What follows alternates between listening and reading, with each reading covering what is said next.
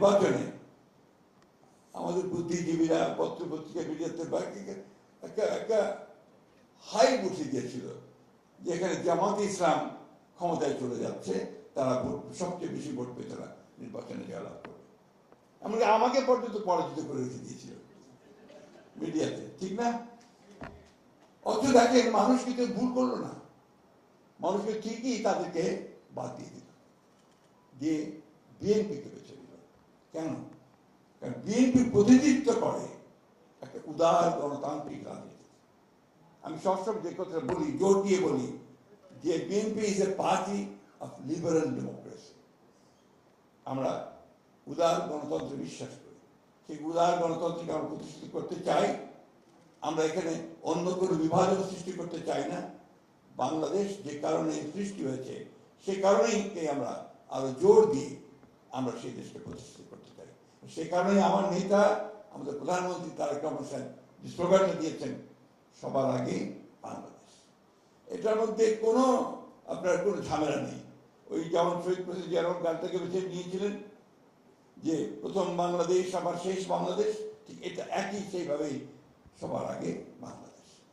এবং শহীদ প্রেসিডেন্ট জিয়া রহমান যে কথাটা বলেছেন, আমাদের বলুর সাহেব বলেছেন যে এমন সময় তিনি এসেছিলেন এই রাজনীতির সামনে যখন গোটা বাংলাদেশ ধ্বংসপ্রাপ্ত ছিল, একটা ধ্বংসপ্রাপ্ত অর্থনীতি, একটা ধ্বংসপ্রাপ্ত রাষ্ট্র কাঠামো, মানুষের চিন্তা ভাবনার ধ্বংস হয়েছে, রক্ষী বাহিনী বিভিন্নভাবে আপনার এসে সমস্ত রাজনৈতিক দলগুলোকে ধ্বংস করে দিয়েছিল। সেইখানে জিয়া রহমান সাহেব এসে সেটাকে আবার সেই ধ্বংসের মধ্যে নতুন করে কোনো বিভক্তি করে নয়, সমস্ত রাজনৈতিক চিন্তাগুলো একভাবে চিন্তা করতে দলগুলোকে নিয়ে তিনি প্রথমে ফ্রন্ট করেছেন, তারপরে জাগদল করেছেন, ফ্রন্ট করেছেন, তারপরে বিএনপি করেছেন। মূল বিষয় ছিল সবাইকে নিয়ে করা, রিকনসিলিয়েশন করা, সবাইকে নিয়ে সামনের দিকে এগিয়ে যাওয়ার চেষ্টা করা। এবং আমার কাছে মনে হয় যে জিয়া রহমানের রাজনীতির এটাই সবচেয়ে বৈশিষ্ট্য ছিল, যেটা আমাদের সভাপতি বলেছেন, অত্যন্ত সুন্দরভাবে বলেছেন, যে তিনি বাংলাদেশকে কারো শত্রু বানাতে চাননি। তিনি সবার সঙ্গে মিত্রতা সৃষ্টি করার চেষ্টা করেছেন এবং বেশিরভাগ ক্ষেত্রে সফল হয়েছেন এবং সেই সফলতা নিয়ে তিনি সামনের দিকে এগিয়ে গেছেন। শহীদ প্রেসিডেন্ট জিয়া রহমান এত জনপ্রিয় কেন ছিলেন, যে কথা এখানে বলেছেন আমাদের বলুর সাহেব তার বক্তব্য বলেছেন, যে মূল বিষয়টা ছিল যে বাংলাদেশ যেভাবে দেখতে চায় বাংলাদেশকে মানুষ, বাংলাদেশকে যে সমস্ত প্রভাবের বাইরে, আধিপত্যের বাইরে আমরা আমাদের নিজেদের পায়ে নিজেরা দাঁড়াবো, সেই বিষয়টা দেখতে চায় বাংলাদেশের মানুষ। আপনি খেয়াল করে দেখবেন, যখন ক্রিকেট খেলা হয় বাংলাদেশের সঙ্গে, যখন আপনার পাকিস্তানের খেলা হয়, তখনও তারা বাংলাদেশের পক্ষে চিৎকার করে, আবার যখন আপনার ভারতের বিরুদ্ধে খেলা হয় তখন একইভাবে চিৎকার করে। অর্থাৎ এই দুটো বলয়ের মধ্যে কোনোটাতে আমরা ওইভাবে যেতে চাই না, কারো কাছেই যেতে চাই না। আমরা আমাদের মতো করে আমরা দাঁড়াতে চাই, উঠে দাঁড়াতে চাই, সেটাই আমরা চাই।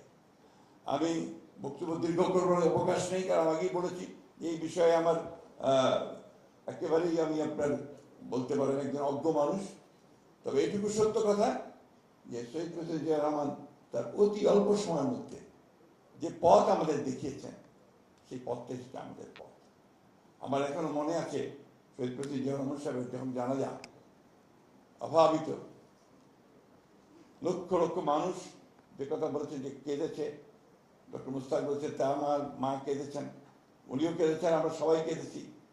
সেই কান্নার মধ্যে যখন জানাজার নামাজের পরে লালবাগের হুজুর উনি যখন আপনার দোয়া করছিলেন, দোয়া করতে সবশেষে যে কথাটা বললেন দোয়া করতে গিয়ে, আল্লাহ বাংলাদেশকে হেফাজত করো, তখন বাংলাদেশের মানুষ ওই জানাজার মানুষ আরেকবার ডুকরে কেঁদে উঠেছিল। এই জন্যে জিয়া রহমান বাংলাদেশের স্বাধীনতার সার্বভৌমত্ব, তার অস্তিত্ব যেন একাকার হয়ে গিয়েছিল। আতঙ্কিত হয়েছিল যে জিয়া রহমানের পরে সেটা থাকবে কিনা। আল্লাহর অশেষ রহমত, আমি বলবো বাংলাদেশের মানুষ কখনো সেখান থেকে সরে যায়নি। তারা বাংলাদেশকে হেফাজত করার জন্য সব সময় উঠে দাঁড়িয়েছে, যেমন জুলাইয়ে 24-এ আবার উঠে দাঁড়িয়েছে এবং বাংলাদেশকে আবার নতুন করে একটা শুরু করবার সুযোগ সৃষ্টি করে দিয়েছে। আজকে অত্যন্ত আশার কথা যে আমাদের মাননীয় প্রধানমন্ত্রী তিনি তার বিভিন্ন যে কর্মসূচিগুলো ঘোষণা করছেন, যে বক্তব্যগুলো রাখছেন, যে কাজগুলো করছেন, তার মধ্য দিয়ে আমরা সেই জিয়া রহমানের প্রতিচ্ছবিকে দেখতে পাই।